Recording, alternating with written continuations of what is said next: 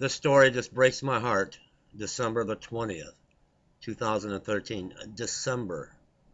The end of December.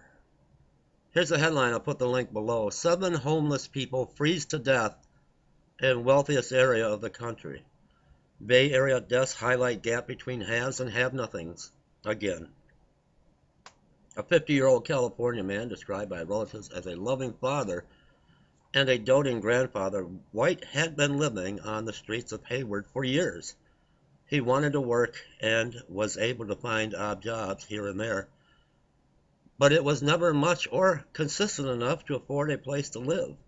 Hayward has no emergency shelter with beds for single men, so White slept outside. But things were looking up. Last Saturday, White was second on a long list to get permanent supportive housing in Hayward. He had been waiting in line for months, and it seemed as though he might finally catch a break. White died on Sunday.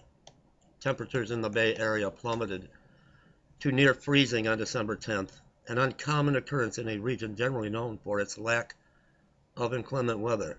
White's body was found in the old Hayward City Hall courtyard. He'd been beaten up and robbed by multiple men who took the new winter coat White's sister had given him on Friday. He was wearing just a hoodie and shorts. His cause of death is still being determined, but police speculate that his death was weather-related. White is now the 7th homeless person in the Bay Area to die in the cold since November 28th.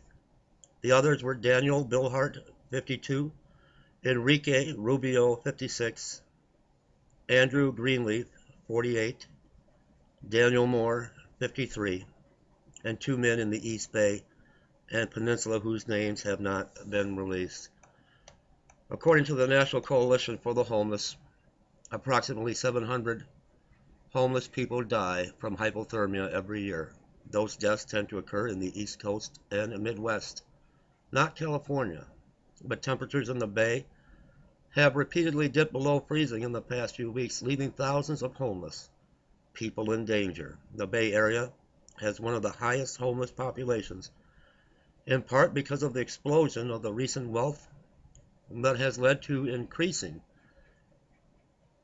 inequality and a lack of affordable housing for those without high-paying tech jobs.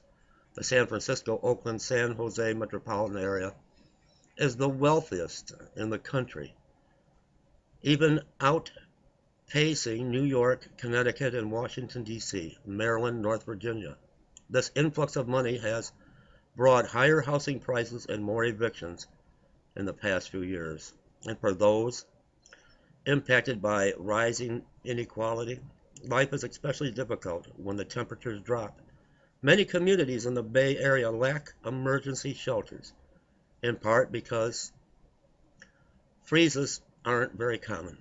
But what happens to many of the thousands of people living without shelter in the Bay Area, waiting for their names to be called for the few affordable housing units that exist? What happens is they die on the street. Betty DeForest, director of South Hayward Parish, wrote in an email to the city council last week following White's death.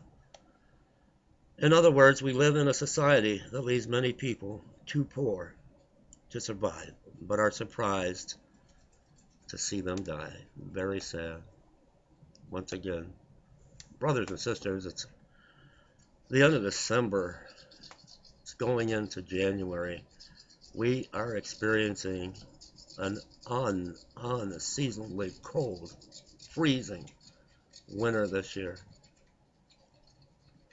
We need to do something to help those in need, the homeless that are living on the streets.